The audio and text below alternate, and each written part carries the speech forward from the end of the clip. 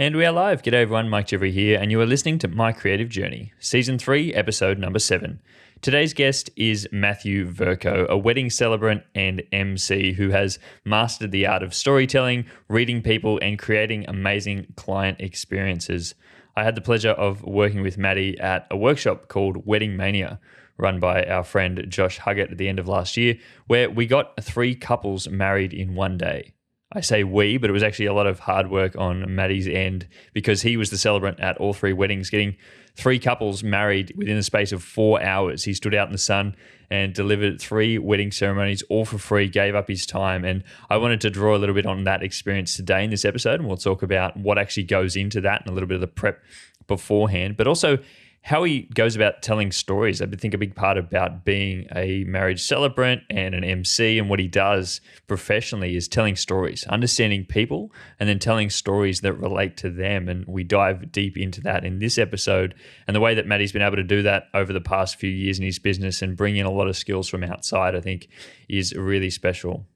And then we also talk about the normal creative things, like imposter syndrome and not knowing what to charge and not knowing how to run your business. I think there's a lot of different things that come into that when you're a creative person that does creative things for the love of being a creative person. But having to start a business is kind of a side tangent and you don't really know what you're doing when you're first starting. And we bounce ideas back and forth. And I think me and Matty discuss a lot of things in this episode about some of the realities of being a creative person and what it means to be in that industry, but still how rewarding and how fulfilling it can be once you push through a couple of those things. So I don't want to take up too much of your time with this intro. I just want to throw it over to Matty and we'll get straight into this conversation. Well, g'day, Matty. Thank you for jumping on the podcast today, mate. Really honoured to have you on. And we've been trying to plan this for quite a while now, so it's been good to get you on the podcast. You and I met at Wedding Mania last year in December, and I'm sure we'll talk a little bit about that story. But that whole process, even if we want to just jump in, that whole process of you, if for anyone that doesn't know, we were part of a workshop organised by our friend that I refuse to sort of speak about on this podcast because he's been talking about too much on the show. I'll shug it. Wedding Mania, Josh, I've got a full blog of it, so it was really cool to go back. But Josh basically sent me a message one night, and we talk a lot. How much does it cost to marry someone? That could mean anything from Josh. I don't know. Sometimes he's working out whether he should be a married celebrant or he's scheming something. So I shot back, and to be very honest, it doesn't cost that much, but it is a lot of time and experience and energy. So, the practicalities of it is a certificate and a marriage license. That's the practicalities of it. But that doesn't tie into, the creative space, the equipment, the being able to talk to a crowd, write a story, meet with a couple, all those sort of things. But he sort of had this idea that he wanted to do, I think it was originally he wanted to do 2 or 3 weddings, but at different venues. And then within the quick space of time, he come back and said, 3 at the one venue on the same day. And he said, can you do that? And I was like, absolutely, we can do that. It took a little bit of logistics. We had a very clear plan of, a staff member was at the door, they were moving people in. We do the ceremony, party A would be in the ceremony space, party B would come into the cellar door, they would not see each other, bring party B in, marry them, and then as we're setting them out, they would literally walk through the venue, out to the other side, clean up the space, photos, speeches, they're off site, and then the next wedding is in. Sounds very clinical. There was a lot more emotion. There was a lot more setup. There was a lot more, Mike, can you please get your photographers out of this cellar door because the pressure is building. But, it is probably the greatest thing I've done in the wedding industry. These 3 couples all had kids within the family. There was a mix of kids. There was so young parents that probably would have been unable to pay for a wedding otherwise. And Josh came in and had this idea that let's try and get 45 photographers. They pay a set fee. They learn how to be a photographer, how to run a business, all those wonderful things. And then on day 3, they're actually going to be involved in a real wedding, not a styled shoot, not where it's 2 models come in and you tell them where to pose. It's an actual real wedding. You're going to be hungry. You're going to be tired. It's going to be hot. You need to put sunscreen on. You need to work out, when that first kiss is happening. You need to deal with emotions. You need to deal with stress. These things are real things that don't happen at a styled shoot. So we replicated them. We didn't replicate them. We provided a real wedding environment. And I just happened to tell 3 stories and legally marry these people. One of the things Josh said on day 2, the day before, where we went through ceremony etiquette, was we don't want to, the word starts with F, it rhymes with duck, up these people's weddings. It was very much to myself and Josh and yourself and Antonio and Lewis. These were real weddings. And that was the main thing. I've said wholeheartedly that the way that I ran their ceremonies was exactly the way that I would run them if they were separately. There was nothing different. There was nothing for the photographers. There was nothing for Josh. There was nothing for me. It was all about our 3 couples, Emma and Kaz, Ricky and Braden, and then Talisha and Jack. It was all about them. And that was the main thing. And they were tired. They were happy. They were, they loved it. So we got lots of good laughs, lots of emotions, lots of rose petals, lots of photos. That's probably the key takeout as well. But yeah, I sat down at 9 o'clock, sat down next to Josh, and a glass of red, and Mike has some unsavoury photos of me drinking red, which don't show the true representation of me. And I had 1 glass of red the whole day, and it looks like I've been drinking red since 12:30, which I did see Josh drink a beer at 12:30. He was on them earlier than us, yeah. Yeah, I said we did it, and it went off relatively without a hitch. There was lots of little things. There's some learnings in there, but I think if you don't walk away from any wedding, and Mike, I might throw to you, I think if you walk away from each wedding and think, geez, that went perfectly, I don't think you're paying attention to those little things. There's a fine line between, being too critical and not critical enough, I think. Mike, I assume you would walk away from each wedding or each event. You've just run an event on the weekend. I'm going to suspect that, you walked away and thought, geez, that we could have done that differently. We could have, would you agree with that? Always, man. I think for us as the creatives and the organizers behind things, I think we always get too hyper sort of critical on those small things that do go wrong. But I think on a day like that is as important as like a wedding day, there will always be things go wrong, and I remind myself of that. And I'm honest with the people up front, especially the people involved in the date, there will be things go wrong, but I'm in charge to sort of take care of that. And I want to make sure that I can know things went wrong, but I don't want them to know that things went wrong. And so I'm sort of trying to be that person behind the scenes I'm going to absorb that stress for you, right? And I'm sure that exactly the same for you. Like things would have gone wrong that you would understand, but to them, it's still the most beautiful day ever, and everything went perfectly, even if it didn't, because that meant you did your job, right? And so there's that. Always, I think for us, we're always going to be super, critical of the small things and think about what ifs and all those bits and pieces. But at the end of the day, remembering that that's a big, there's a big day. Of course, something is going to go wrong. But as long as they had a good time, and to them it always is good. And I know that, on a day such like the one we're talking about here, when you're getting 3 people, 3 different couples married on one day, there is going to be something that goes wrong. You're right. There certainly is luck in any event, but I think for me, planning is the biggest tool in your, in your toolkit. And, quite often everyone reads the internet, they go, do you ever get bridezillas, groomzillas, people that go over the top? And I said, no, you don't get that, because you are communicating, if you're communicating properly with your couples, they know what to expect.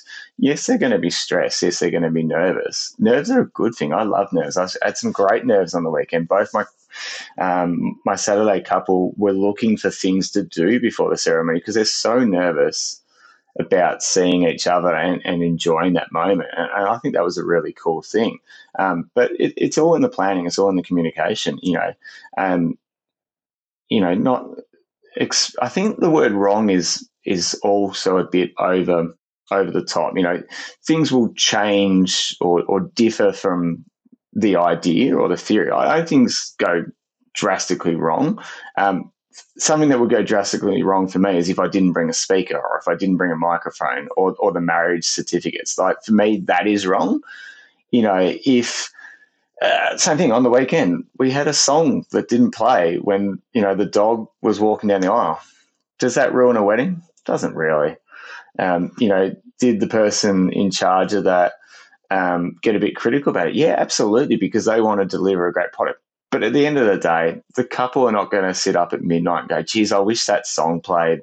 They wouldn't have heard the song regardless. They would have just seen their dog and their grandpa walking down the aisle and gone, this is the greatest moment we've ever had, other than seeing each other for the first time there. But it's, there are little things that are always going to differ, change. And that's why you need a good team. We had Adrian from Beach Road Wines, and she was immaculate, very heavily pregnant, I might add. But she was fantastic. Her planning was great. She was calm throughout the day.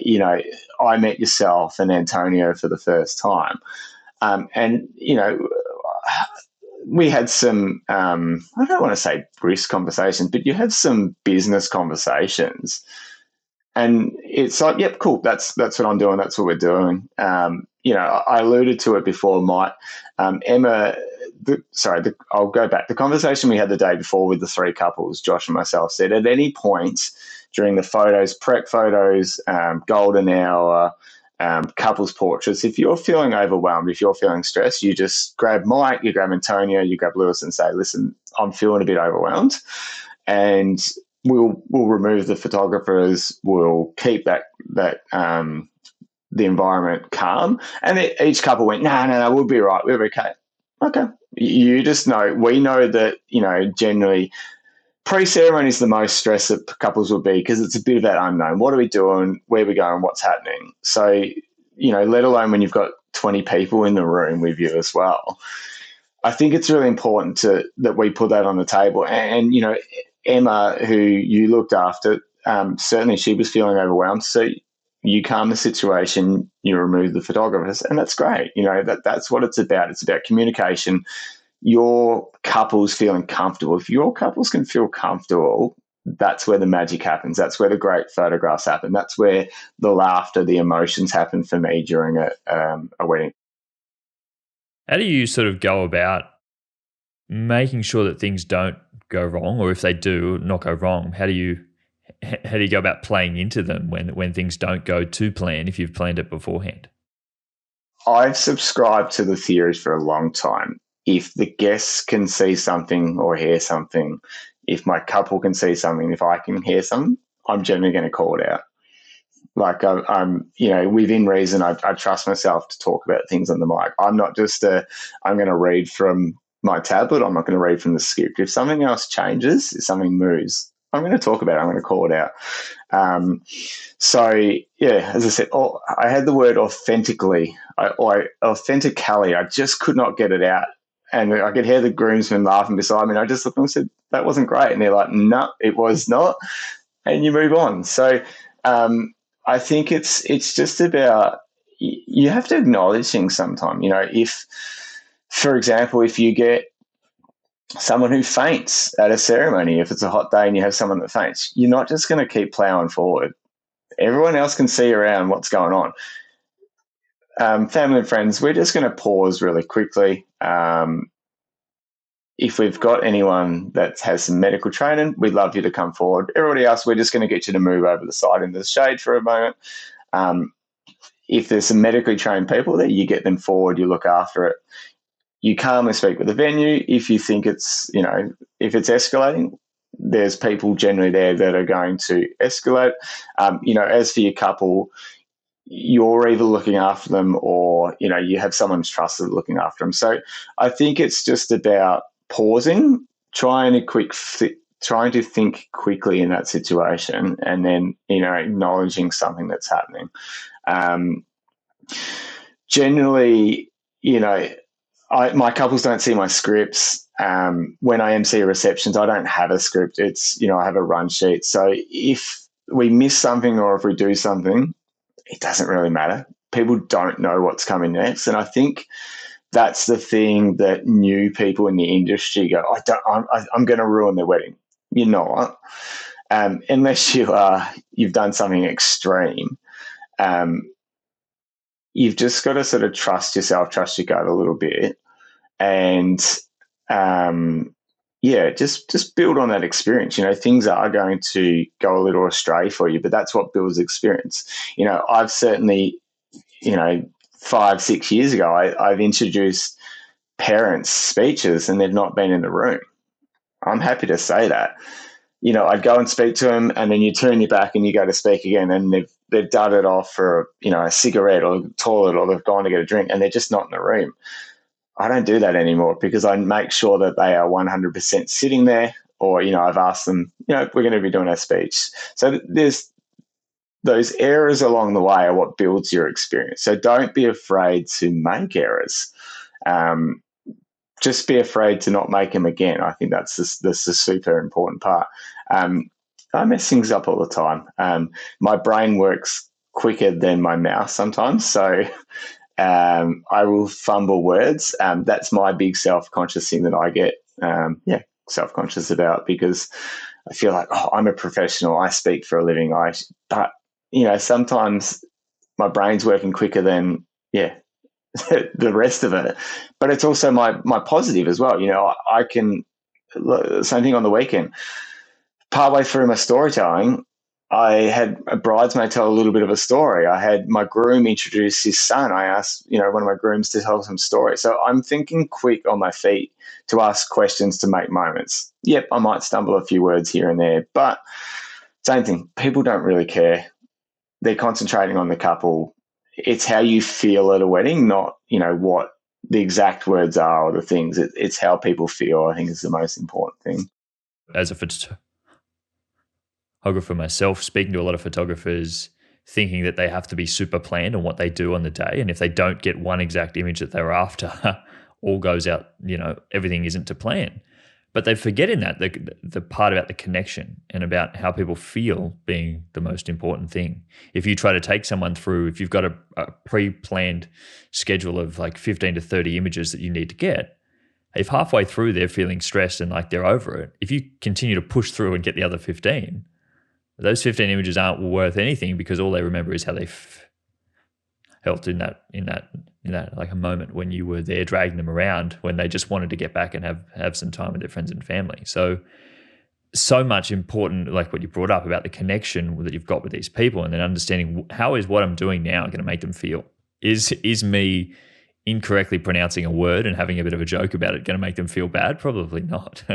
But it is me sticking there and just like staring at an iPad all night and like having a script. Is that going to make them feel connected? Probably not either. So you, I'm sure, with your experience, have come to a point now where you're pretty comfortable to go off the cuff, and because you know people, and you know how to make them feel very at ease with the work that it is that you do. Is there anything that you've picked up over the years, any sort of strategies that have sort of made that process easier? I know for myself, I definitely struggled when I was starting about how to build connection, first and foremost, but then, how just to play into it as things go. For me, my professional wedding career started with just emceeing reception. So I would be sent a run sheet. I would phone a couple for 15 minutes during the week, and then I would literally meet them at their reception. So you're into the fire building rapport when you don't have any experience, and then you're talking in front of 100, 150, 400 people. Like I've spoken in that. Now, anywhere over 150 people, doesn't matter. You're talking to dots in a room anyway, in my opinion. But it's how are you building connection? You're building connection with a couple and with a crowd there's a few things that I do to build connection with a crowd. So I also trust myself now that I can talk to a crowd and I can respond. And, I have a few pre-written things, but then, if you get someone that shouts something back, or if you get if you don't get a big cheer for a moment that you think, well, you need to then cross that off and then move on to the next thing. But if you get an unexpected response, you've got to be prepared to roll with that as well.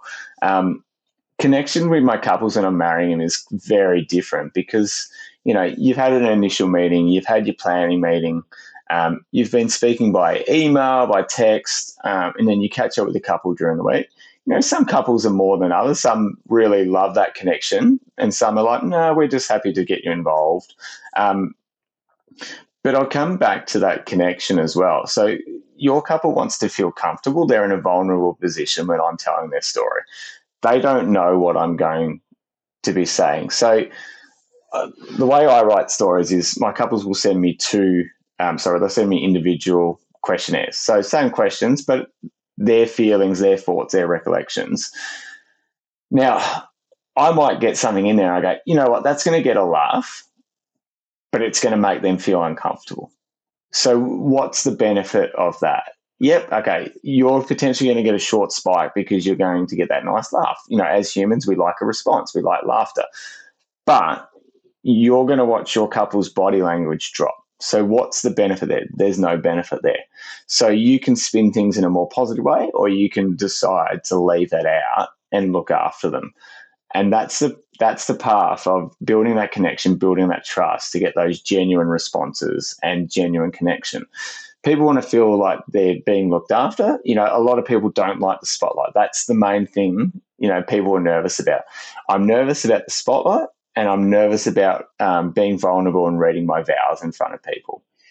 How can we do things to help you or make you feel more comfortable? Well, I'm going to step off to the side. Automatically that attention is dragged a little bit. So you can be closer to your person, your safe person. And that's going to build connection between you as a couple and me as a celebrant as well. Vows, I'm going to help you with those vows. I'm going to help you write them. I'm going to stand there and hold a microphone and give you a tap on the shoulder if you're feeling a little uncomfortable. Or you don't have to do them. You don't have to do personal vows. That's the really important thing. But, how can you build connection with a person? Make them feel safe. Make them feel valid. Make them feel important. But also tell them the truth. If you go and see one of your couples and they're concerned about the wind and they say, is it windy outside? And it's windy outside, tell them it's windy. Don't tell them, oh, no, the wind, it's not windy. Because as soon as they step outside and they feel that wind on their face, they're going to feel betrayed and they're going to be pissed off because they're like, well, it's windy. I was told that it wasn't.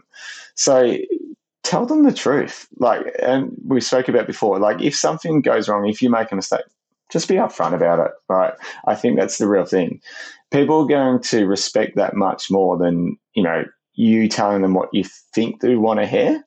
But also it's important for your vendors, come up with a plan. If something might not be going their way, go and speak with your photographer, go and speak with your videographer, your DJ, your venue, come up with a plan and then have one voice going forward with your couple, not 5 different opinions going to the couple, because that's going to confuse them. It's going to overwhelm them. So I think, just having a voice and why you're doing something or why something's happening, I think is really important. But honestly, just telling the truth is the most important part in building that connection with your couple, I think. I think it's a very special industry and a special place as a creative person where we come in as the experts, right? And as you said before, the other 2 people, this is the first time that they've ever been in this position before. Of course, they're going to feel some sort of anxiety around this whole situation. I know a lot of my clients have never had their photos sort of taken before, and so we're working through that. And then they're having to stand up in front of, say, 50 to 100 of their closest friends and family, and sort of tell the story of their love for this other person. when that may be the first time they've opened up in front of anyone else beforehand. These are all very scary experiences to be all happening on the exact same day. How much does your role go into that of sort of making them feel at ease, or is there anything that you do to sort of calm the nerves of the crowd when there are people there? I know you said you like to sort of step to the side and just be there for the person. Anything else that sort of goes into that? I'm sure that there have been times over your career where things haven't gone to plan, when people are feeling a bit anxious about everything happening and do need to slow things down. I think there's still a bit of a thought amongst guests that, this is a somber occasion. We need to be quiet. We need to just sit here and not talk to each other. I disagree completely with weddings. So as soon as I come out and speak on the microphone, I'm bringing lots of energy. I'm giving people a voice to be involved in the ceremony, and that sets the tone for them. They're like, oh, okay, he's going to talk to us. He wants us to be involved in this, not just as a bystander who's just sitting here being quiet. I'm really big on, so say we're doing an aisle entrance, party A is at the altar. Party B is making an aisle entrance. Party A, I don't want anywhere near the front of the ceremony space, because if they're there, they're getting nervous, they're getting calm. Now, this is pre-ceremony, sorry, not during the ceremony, but pre-ceremony, I don't want them anywhere near the front. I want them walking around, talking with their friends, drinking water. If they want to have a beer, great, have a beer. Like, that's fine. But we're going to do things to make you less nervous. You're already away from your safety person. A great thing in our industry is the first look, or getting ready with your partner. Like, try to normalize your day as much as you can, or greeting a guest together. Like, I think that's the greatest thing, and I think that will be super popular going forward. Couples greeting their guests, having some drinks, and then starting the ceremony. I think we're going to see lots more of that. But things that we can do, there's lots of little things that we can do to make you feel as calm as possible. Is not having you the centerpiece, standing at the front away from people, which is a really unnatural thing. We're social people, so be social. Like, go and talk to people, because they are going to relax you. They're going to talk about the footy that happened on the weekend, or the Bucks party, or any of those sort of things. Make sure you just kept as calm as possible. I'm going to come on, introduce you, talk with the crowd a little bit. We've got some people from the UK, put your hands up. And then we're like, oh, we're Phil Seen. He knows a little bit about us. Welcome to Adelaide, where we have beautiful weather. I've had people from the States and it's cold. Let's talk about that for a brief second. I'm going to set the tone that I want you to be involved in the ceremony. We're seeing a lot of, with an aisle entrance, we're seeing guests, applaud and make some noise. I think that's a nice moment as well. It's setting the tone. When both my couples are at the altar, I will always go and speak to them off mic, make sure they're feeling comfortable. Just make sure they're excited and just soak it in, enjoy that time as well. Vows, as I said, you don't have to do vows during the ceremony. It's the part that makes people the most nervous. I've got to write something that I've not done since school. I've got to potentially be vulnerable, and then I've got to use a microphone to speak in front of people. Like, it's tick, tick, tick, tick are the 4 things that terrify people. And then, we're like, oh, okay, we'll just do this in front of everybody on a highly emotional day where my partner's not heard what I'm going to say already. I do love vows, don't get me wrong. My groom on the weekend just cried the whole time, and it was beautiful. I really love that. And I'm glad that they shared that moment, because it meant something to them, where his partner thought, he was going to potentially be a bit more jokey but not be serious. And, several times throughout the week he'd said to me, every time I read my vows, I'm crying. So I knew he was going to be emotional. And I just told her that. Same thing comes back to that trust. I just said to Kate pre-ceremony, I just said, no, he's very serious about this. I said he's been quite emotional during the week, reading and writing and preparing. So I think you're going to really enjoy that. So same thing, just calming things down, using a nice calm voice and speaking with them and letting them know that I think it's going to be a really nice moment.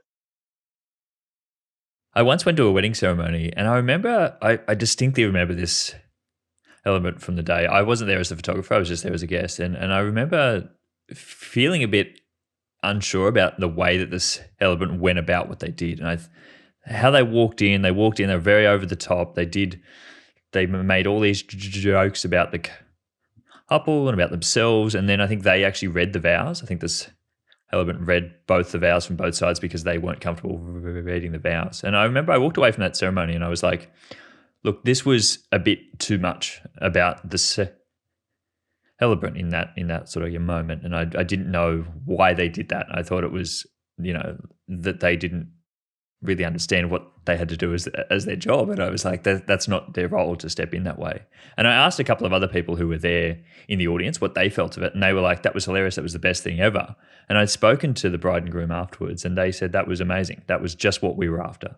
Right. And it reminded me, and I now reflect on that and a bit what you were saying here in the way of that maybe that was them going in to sort of break that ice, but that was what they had been asked to do, because I know that the other two were very awkward. They didn't feel comfortable in that space and they wanted to create this upbeat environment for everyone, but they couldn't do that themselves. Whether I agree with how they went about that or not, I think that the role of that is that they were able to change and conform based on what it is that they needed to do for those people on that day. And they may not always be like that, and that's okay. I can't draw from that that's how they always are, but maybe that's how they had to change and be on the day. Are there things that you sort of pull from the couple when you're sort of planning with them beforehand about how it is that you need to be? Are there sort of times where you do need to stand back and give more to them, or other times where you've got to be someone and be that high person when you walk in to draw in the crowd to bring more energy? That's a bloody good question, Mike. That's a real good question. So, absolutely. I am naturally an energetic, upbeat person, but that's not what all my couples want. It's very much within my own ceremonies. I like to think of it as a bit of a I use the term roller coaster. So it's sort of, you're starting really high. You're getting a nice big high moment. We start potentially a little bit lighter. Generally, at first meetings, there's something lighter in there. It's Tinder. We've met at a bar. We've met at school. Like there's always something in it that's light, and I think that's the great moment to relax a couple as well. I ask for an initial impression or a first line or something like that, and there's some cringe stuff like there always is. But after that, I like to bring that, just bring that the feeling back down a little bit. And, I asked X and X to share some of their favourite things about each other. And this is the part that, potentially they might not share often. And that's the part that gets people a little bit emotional. You can feel the room, it just come down a bit. You can feel it within the guests, be like, yeah, that's really nice. That's really beautiful. And I try to always be authentic with that as well. You might expand on a few little areas, but even within the ceremony, you're sort of going up and down a little bit as well. And then you might pick it up for the engagement. Depends what their past is, what there might be a family connection or something in there as well. So within that ceremony, you're flowing up and down naturally as it is. But I trust myself now to work out the character of the people and what sort of ceremony they want. Some people really genuinely do want a shorter ceremony. So you just don't need to go in as much storytelling. Like it's not what they want. You're not speaking for hours and hours anyway. Generally 20, 25, 30 minutes. That's a great length for a ceremony. I've done some 15, 20-minute ceremonies because that's what the couple wants. They don't want to share personal vows. So for me, I don't think I would ever read vows for someone because it's I'm just reading. I don't understand the emotion or that deeper connection of what those words sort of mean. They're your words at that point. If someone wanted to share vows but didn't want to do it at a ceremony, first look, golden hour, perfect. Golden hour is a beautiful time to read vows. That sun setting, it's quieter. The chaos is kind of started, but it's going to continue later as well. But yeah, certainly I've had some couples that have, really wanted a much more sweeter, a deeper connection. And it all sort of depends on what the information my couples give me. Vows do give me a good insight into the type of ceremony you want as well. So you always want the vows to complement the ceremony, or the ceremony to complement the vows, without taking, the gold or taking away from your couple as well. You don't want to say the same things, but you can allude to things. You can, mention about something specific, and then they're going to go more in depth in it. So it's everything needs to be connected and tied in together. Some people really love, that a lot more banter, a lot more chatting to them, but some, they don't want to be spoken to during the ceremony. They're just happy to be there. They just want to enjoy that time. So, I will always differ my ceremonies. At points I will put into mine a nice big bold part, and it could be a question that I could ask my couples for them to have a little candid moment, but it doesn't affect the story if I don't do it. And same thing, my couples don't know that it was there or it wasn't there, because it doesn't affect the story. So I'm always modulating, up and down, depending on what their body language is, what the response from the guests are. I think body language is such an important thing. If you're not watching the body language of your couple, you're not doing your job right. I think that's the most important part. And as you said, Mike, before about, photos, if 15 minutes into an allotted 30 minutes, it's not going, how you might anticipated it for whatever reason, you've got to make a decision at that point. Storytelling's a little harder, but I can always, I've never had to scrap anything, because I just trust myself that I know my couple enough through the meetings. The final week meeting is the most important one for me. It gives you a really good indication of what stress levels are, what nerves are, what their character is, what their communication as a couple is. No psychologist here, Mike, but it gives you a pretty good indication, what they're going to be like in that environment. But also, if a couple's getting married on Saturday and you meet them on Monday, they're going to be so much more stressed than if you meet them on a Wednesday, Thursday, even a Friday, because they've got a big list of tasks to do, and they're whittling them down, or they're realizing, geez, that's actually not important. We're not going to bother about that. They're whittling tasks down as they get closer towards the wedding. And there is a tipping point where they go, it is what it is. And ultimately, it's about you marrying your partner and having a good time. People are not going to remember those little periphery things. They're going to remember how they felt and the time they spent with you. I think that's the most important thing as well. But yeah, I think just all those little cues, how they write in their questionnaires, how they interact with each other, how they interact with me, how they interact with the guests, is the little things I'm noticing throughout, and always, regulating or modulating that sort of up and down as throughout as we go. I think that's super important. How did you learn to understand people in that way? I think you have a good sense on what is like right and wrong, and you have a good way of being sort of gentle with people and understanding whether they're feeling comfortable in a moment, or you can tell really easily if they're not. How did that come about? Like, was it something that you've done previously, or is it just experience in the job? I think it's just a build-up of experience. I don't think it's something you can necessarily teach or learn. Time on the microphone is invaluable. So 2018, I started emceeing receptions. I've probably emceed, 200 receptions, married X amount of people. I've also hosted 250 trivia shows in that time. I host sports shows where I interview people as well. So interviewing is the biggest improver in your listening, communicating, body language skills than anything I've ever done. Because you are so up and down. You are very dictated by what your interviewee is responding, how their body language is, the information that they're giving you. So I think it's just something that I've gradually built up in my repertoire over time through working at live events.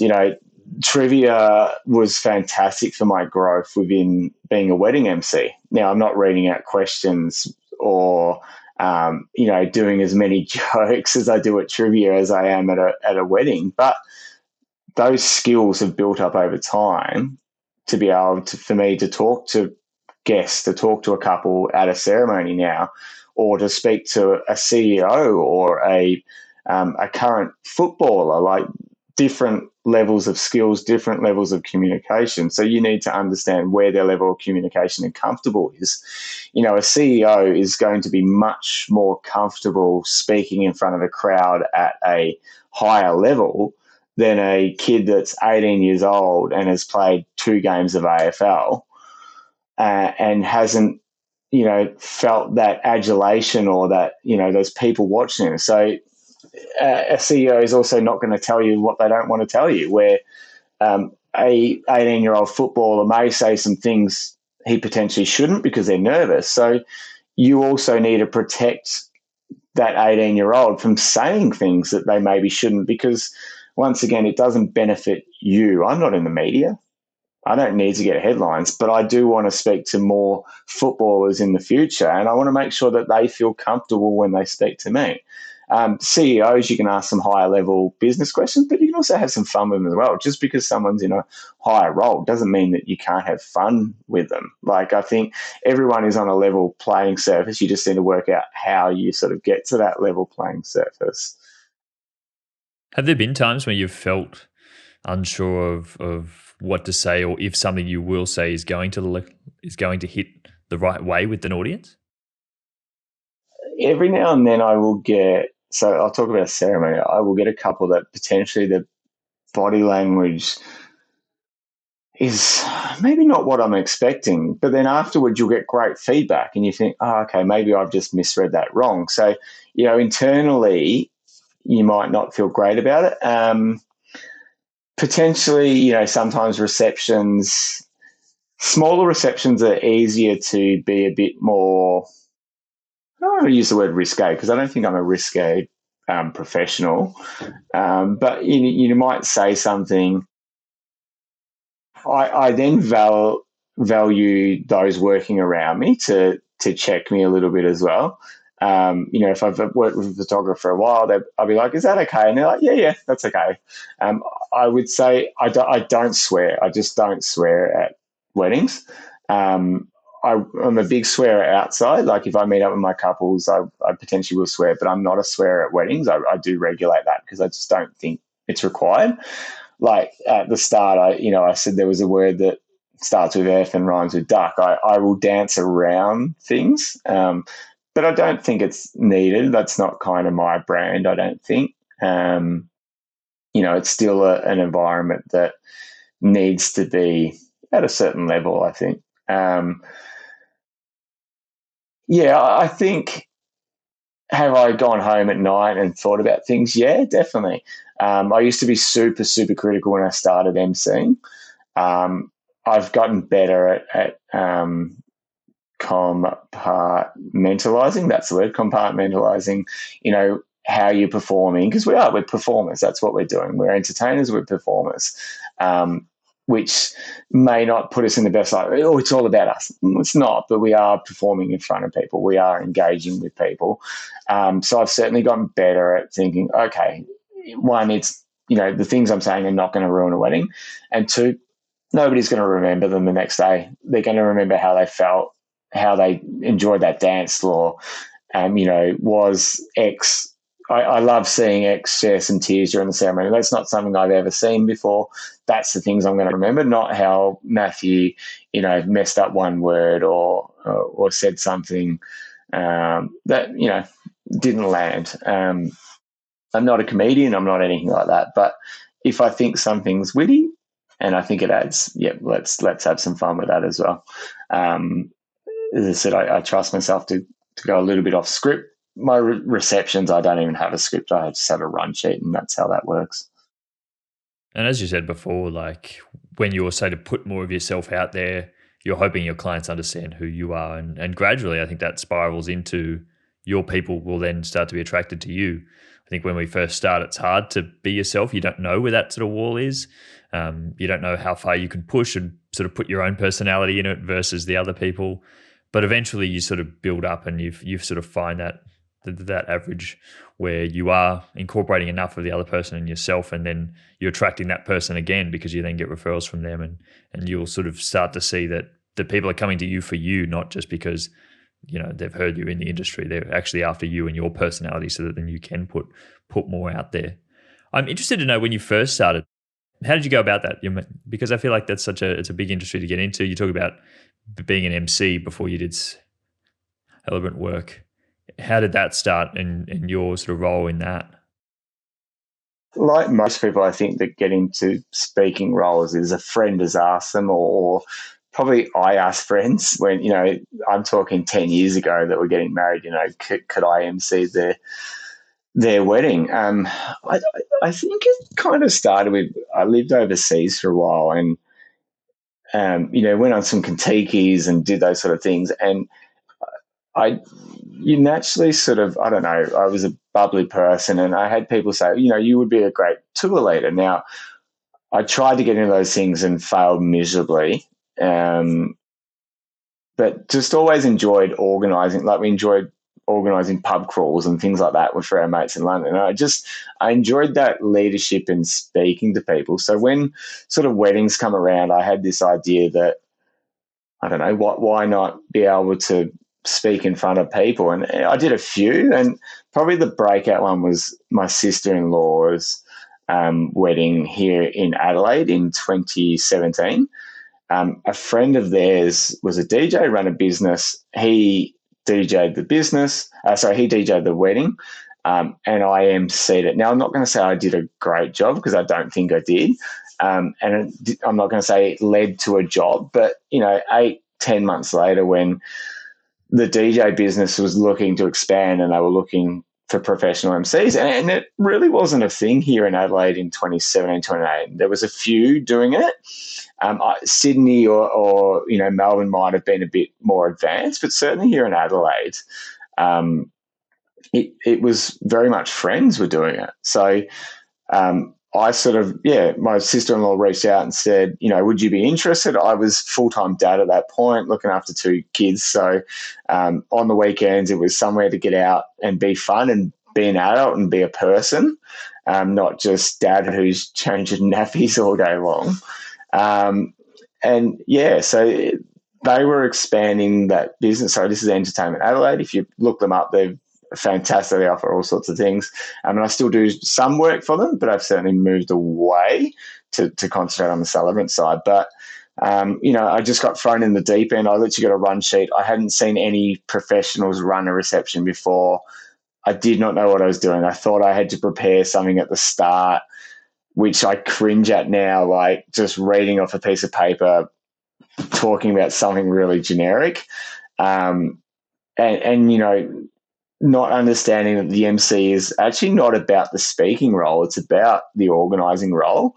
The run sheet says we're going to dance at 8:30. So whatever's happening, we're going to dance, or we're going to do not understanding the flow and the energy of a wedding, which I do now. I trust myself to understand the natural flow of a reception.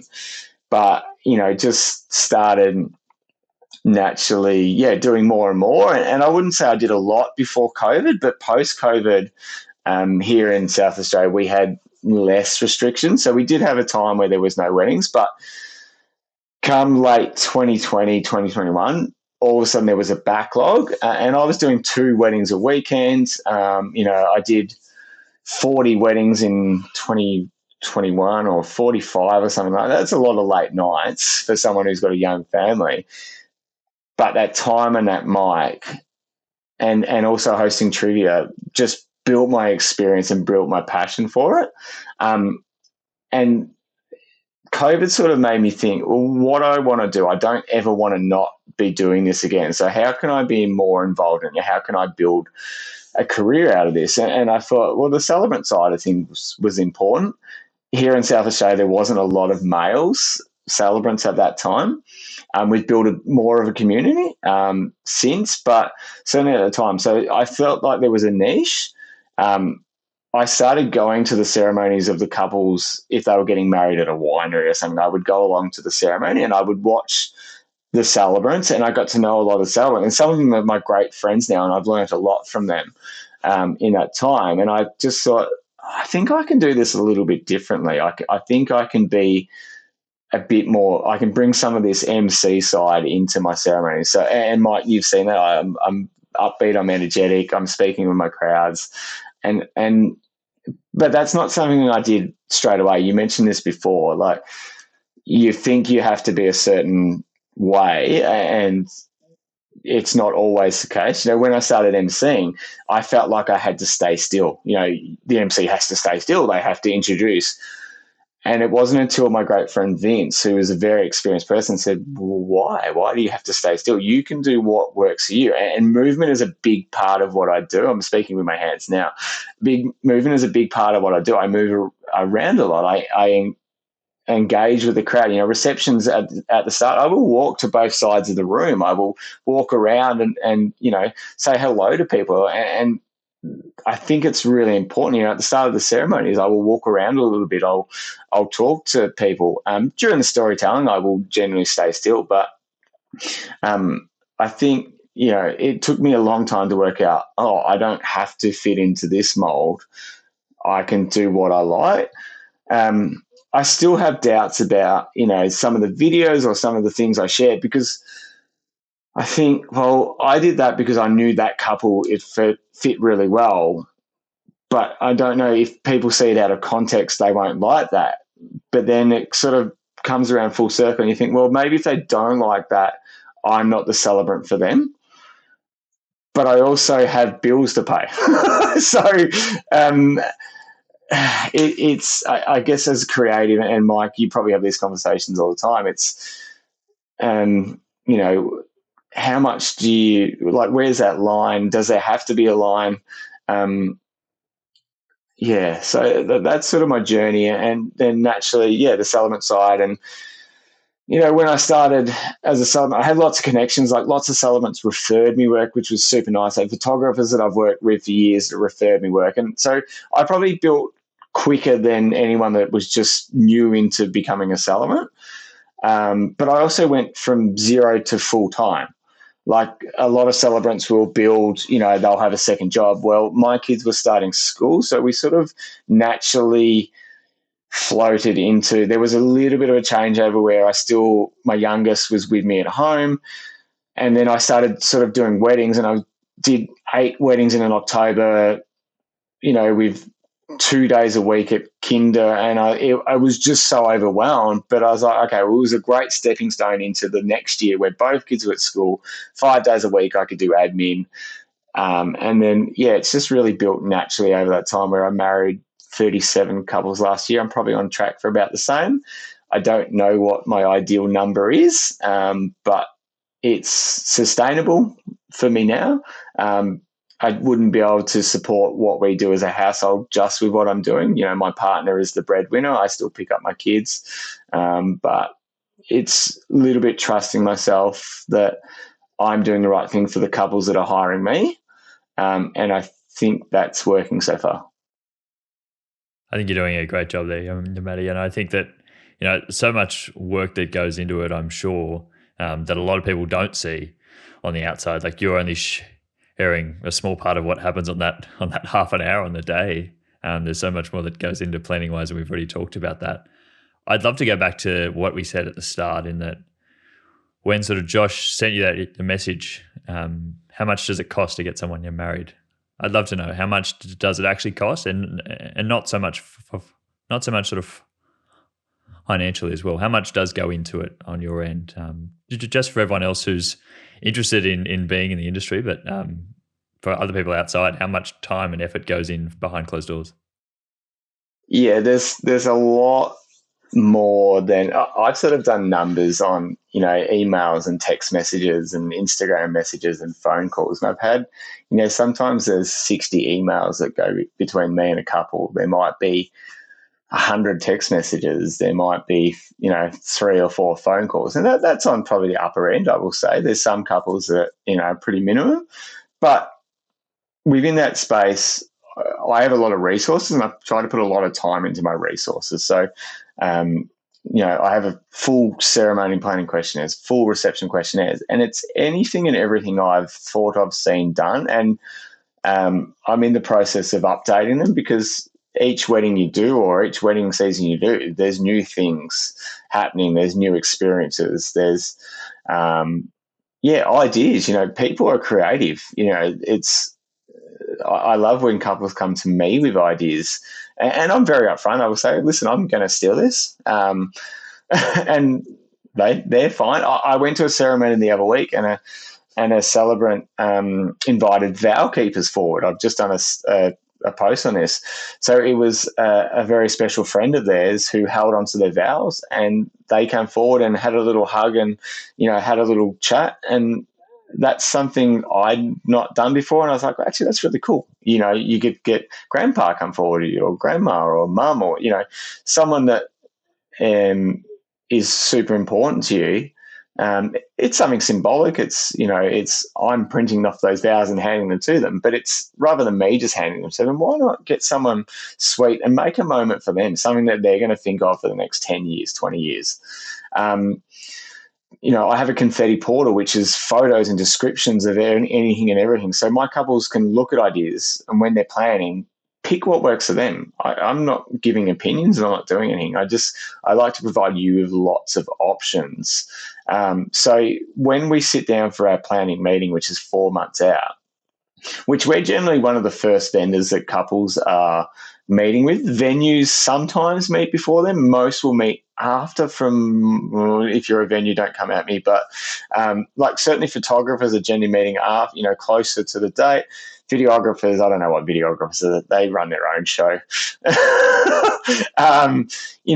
Planners are different, obviously, because you're communicating. But, throughout the process, I'm sending you an email at a year, at 9 months, at 6 months. And, at 6 months, we're starting the legal process. So we're getting you on the portal, getting all that information. So when we get to 4 months, I've got a run sheet ready from the things that you have spoken about, the options you've decided. So when we sit down, if you've got a wedding party, I don't want to spend time asking, I've got Luke, Harry, Joan. I don't want to spend time on that. I want to spend time on, how are we starting your ceremony? What does that look like?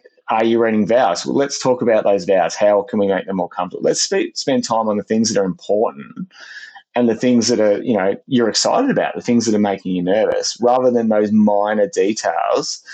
And then we're refining from that ceremony as we get closer to your wedding. I'm literally doing run sheets now for my ceremonies, not just receptions, because I think it helps my couples feel empowered, organised, and comfortable. So there's no secrets. They know exactly what's happening throughout that ceremony. And then when we get there, I'm guiding it through it.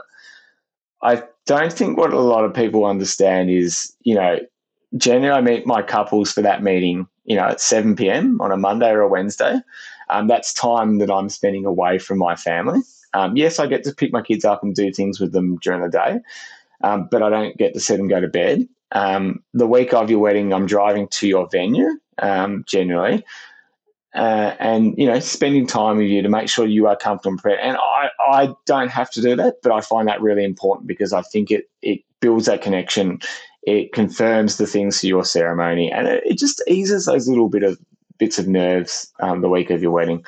And then I'm writing that ceremony, I'm refining it.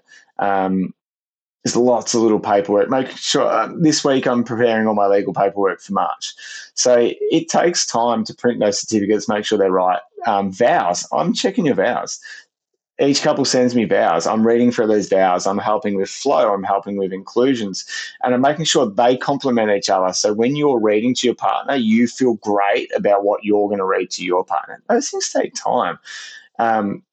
They might not get accredited to celebrants often, but that's the stuff that makes memories, that makes a good celebrant. I'm there an hour before your ceremony. I'm generally the first there. I'm setting up music, so when your guests arrive, they've got music playing in the background.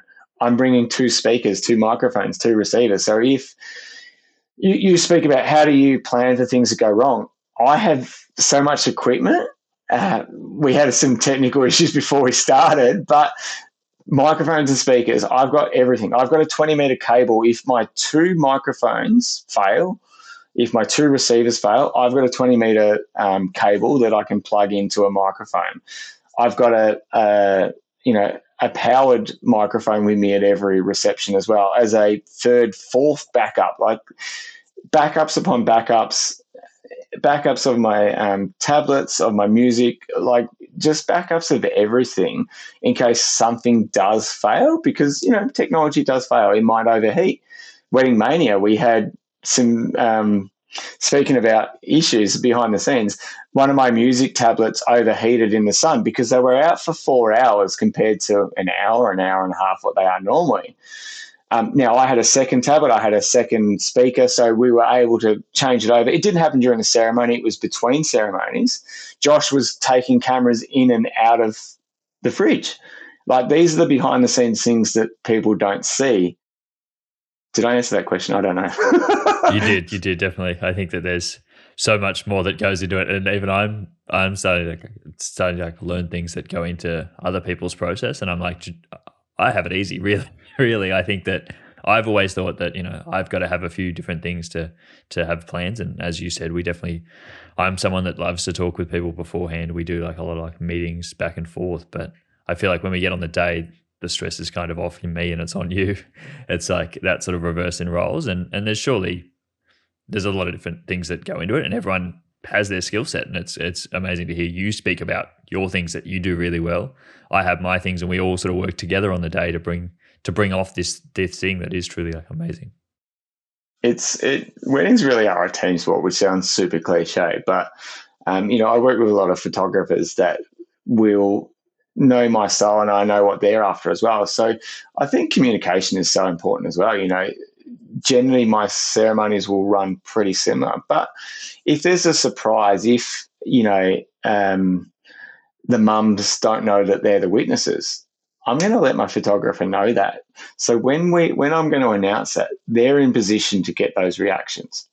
If we have that first kiss and we're going to sign the certificates and I announce it, my photographers might be heading over to the table to set that up, and I announce that the two mums, there's a moment that's been lost. So communication is so important, but that's all done in the preparation stage.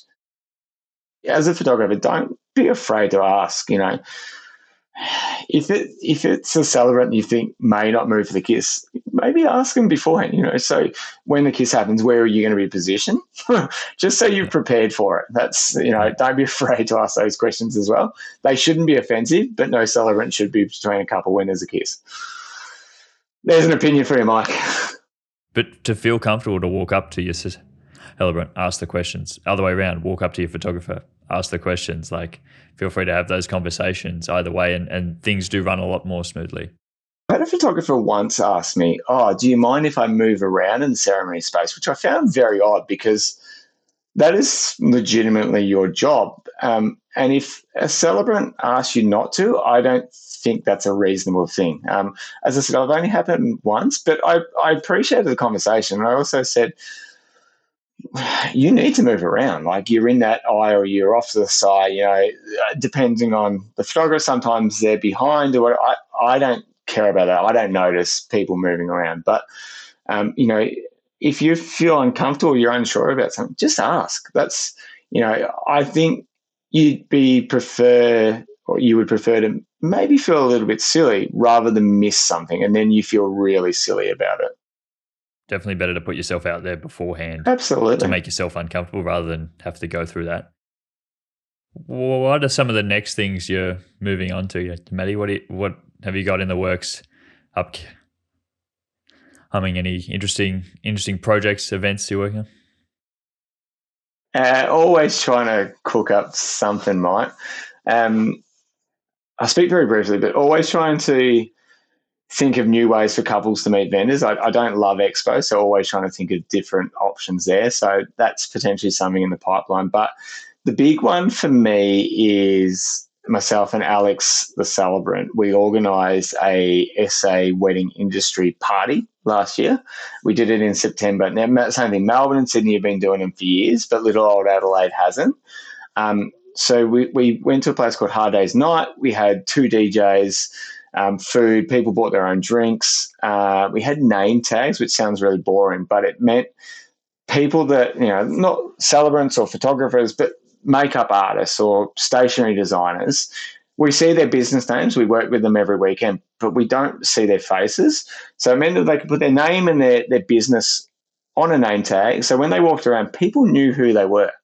So we wanted to party, don't get me wrong. This was a Tuesday afternoon, finished, 1 to 5 or something like that.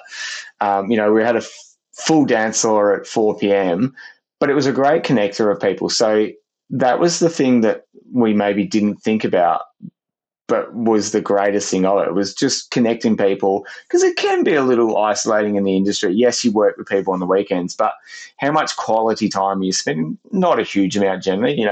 Everyone has their thing to do. So this year, July 1st, Christmas in July, we're hoping to have about 150 people, Tuesday afternoon, 2 DJs. We've got some live musicians as well, full lunch, drink on entry, lots of little surprises there. People wearing Christmas jumpers and those sort of things. And it's just a big party for us, but a great connection piece as well.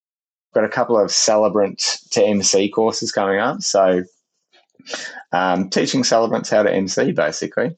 They can talk to crowds, but it's the organisation and building run sheets. If you've never really dealt with a run sheet, they can be quite overwhelming. But, just pulling them apart and the flow of an event. And I think my biggest lesson is the flow of the event can be anything you want it to be.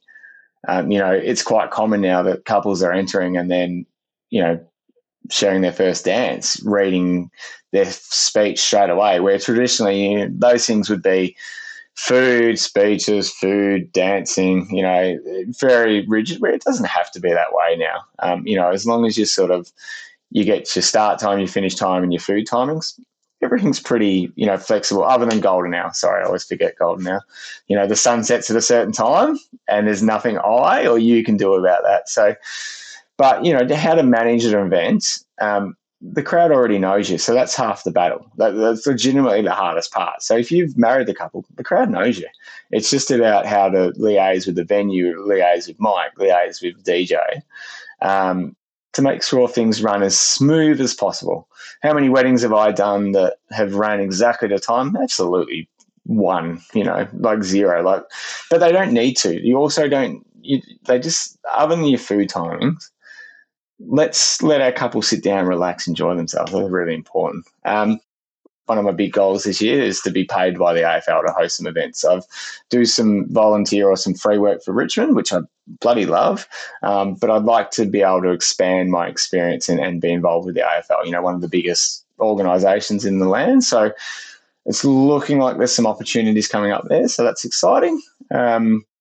Wedding Mania 2025 is happening. Joshua, there's an idea. So TBC on that one at the moment. Stay tuned for that one. If you went to it last year and you loved it and you'd love to go again, get in Josh's DMs, please. He has a lot on his plate. I do understand now. I don't want to be unfair to him, but there is a lot of stress and organisation that comes from his side. I pretty much just deal with the couples. I did promise his wife that we wouldn't marry 3 couples again, so we will be either more or less.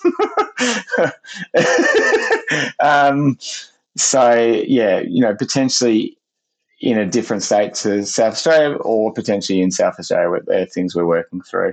But I would love to do more of that. I think it was such a good thing for multiple reasons. I can't speak for photographers, but I hope, and Mikey, you probably would know more than me, but I hope they got as much from it as we did and our couples did. I certainly see some of those photographers posting, photos, which is great. It's, real-time couples. Yes, there was some style shoots in there as well, but I think that's important for that growth as well, because realistically a golden hour shoot is a styled shoot. I could get myself in trouble here. Yeah, okay, I'm going to get myself in trouble here. It's you are helping that couple into positions where a ceremony is very much, it's naturally happening. Your celebrant is directing traffic a little bit. Well, I've got myself in trouble here. Sorry, Mike. I shouldn't say things like that. I won't have you in trouble. Yeah, but I think the photographers learn a lot. Obviously, we got a lot from it as well. The vendors involved got a lot from it. Yourself and Antonio were able to teach, and Josh was able to teach as well. And then the couples. We had 60 guests there. There was 6 kids. Yeah, 6 kids between the 3 couples as well. And then family and friends, and they got a lot from it as well, I hope. So. Yeah, it was, I think, all around just a crazy event, and glad to be involved in that. But I know that a lot of people got so much out of it. And if anyone out there is like, hasn't been to an event like that, or because I know I've definitely felt isolated in the industry before. We do a lot of work at home alone. We go out on a weekend and we head to work, and we think that we're interacting with people in the industry, but we're not really. I think just make sure you put yourself out there and go to events like this, and you get so much more out of it than just the skill set. The interaction with other people and then the community is a lot more, I think, that there is to gain in these type of events. And so I'm happy to be involved and very excited in opportunities that we have moving forward. And yeah, just trying to build a more sustainable business for me is always trying to streamline my processes, work out, I think always trying to work out, who the brand is, what it is, who you're talking to. I think the wedding industry is in an interesting space. It feels a little quieter, and that I did see something the other day, potentially on the back of COVID, that there is, potentially less couples, or, there is cost of living. So, what areas am I trying to involve myself in? What do I want to do? What is the price for me that is a good price, that is sustainable for the work that I do? But you only raise your price by experience and time. And, even though I've been in the industry for, 8 years, I still feel like I'm new to the industry. It's been a development and a change for me. So, learning from people is always something I try to do. And Wedding Mania for me was great to meet people like yourself and Antonio, who are not necessarily, weren't in my circles through living in different states. But it's been nice to meet with you and get your feel. And, what I'm doing is not just, doesn't just land here in South Australia, it potentially lands, in different states as well. Because we don't really know what people are doing in other states. I'm going to assume they're doing pretty similar stuff, but I don't know. I've only seen celebrants here in South Australia, and are celebrants in South Australia guided by what they've seen or what couples have done in South Australia? I don't know. It's an interesting question. And I think just in closing this out, I think one of the big things that comes up for me and through this conversation, and that I've talked to so many more people, is that just being able to be yourself. I think the only true way to stand out in your environment where you are, don't try to be like other people just who are around you. And again, we are informed by the area we are, and we work closely with people in our industry who are close to us and online as well. But don't try to be like other people. The only way to truly stand out, I think, is to be yourself in that way. And you will, again, like you've said, you being yourself has attracted your type of clients. I know that I've had that as well. And I attract very different clients to other people in the industry, but that's because I've been able to be myself. And therefore the work just can become so much more like rewarding when you don't have people trying to tell you what to do because they trust you and your style. So I think that for me has always been a big thing. And I'm sure as well, like for you, that has gone into something that's been able to build your career over the past 5, 6, 7 years of being in it, working and being yourself and slowly adding more of your own personality. And it's only helped elevate your career. It certainly is scary though. Like you think, oh, I'm going to be perceived this way or I'm going to be perceived that way. For me, the success or the reward was at the start of the year in the engagement flurry that is January, February. Couples that I was meeting with, I'd walk away and I go, oh, geez, that's a great couple. Like they're the couples that I want to work with. And you think, okay, well that's a big tick for me that I'm doing the right things. I'm doing things that are authentic to me. I'm not posting stuff because I think I have to. I'm posting stuff that I think will land well with the couples that I want to work with or that I enjoy, and it's not always easy, but I think that's a big tick in my book for me. Scary things, and I'd spoken to you, I put my prices on my website, something that I never felt valid or enough to do, but I think if couples, I'm not in their price range, well, let's not waste your time and not waste my time. So I feel much more comfortable. Certainly inquiries have dropped, but the ones that you're getting are pretty good, that they're interested and you fit their budget. It's just about proving, and that was why I thought it was a great question. What's the work that you do behind the scenes? Not just that 30 minutes. Geez, we hate when people say, "Oh, you only work for 30 minutes on a Saturday." We don't. I can tell you that much for free. That validating why my price is this or why because you can get married by a celebrant for $500. You shouldn't. And I'm sitting between. I'm sitting over 15 and 16, but that's potentially cheap in other states. There's celebrants that charge more here as well. So I think for me, spending time outside of that's why that value's there. But for me, I need to prove why my fee is at that. And that's the thing I struggle with sometimes as well. I think, okay, well, I need to do this, I need to do that. I don't need to. I should do things because I think that's what I want to do. That's how I want to express myself.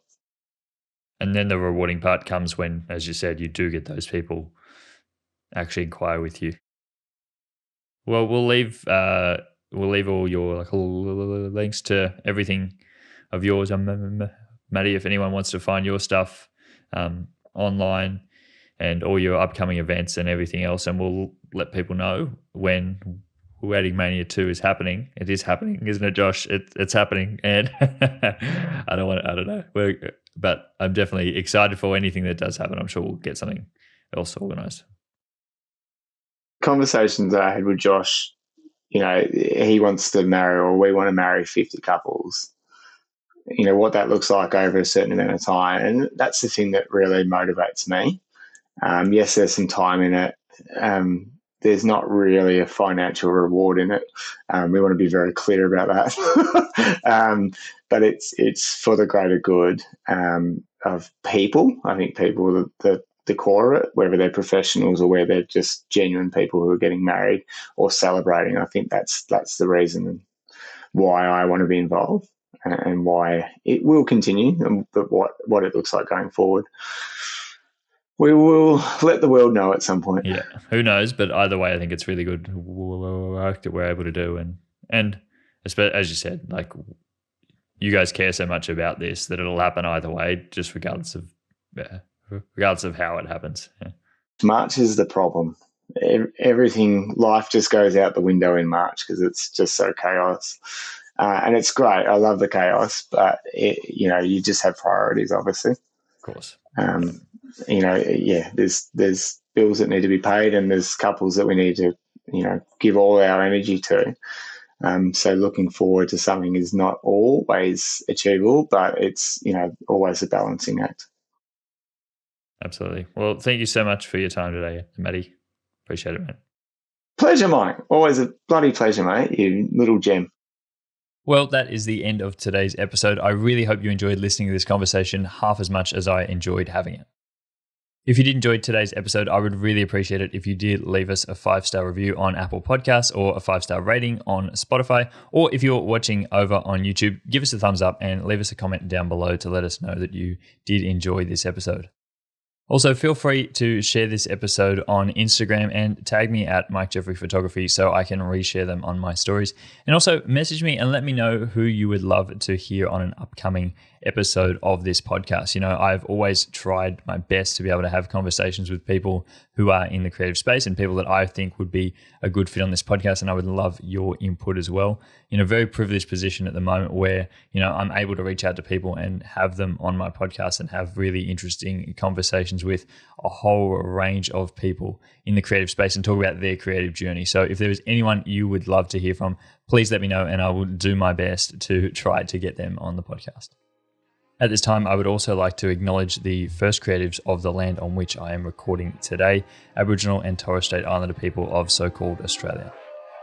As we tell stories of today, I just want to reflect on how First Nations people here and across the globe have guided and informed our understanding of the creative journey. But until next week, friends, have a lovely week and I will speak to you all again next Monday. Bye. Editing and post-production on this episode was done by Mossy Heart Media, and music was created by J.W. Payton. Hey Mike.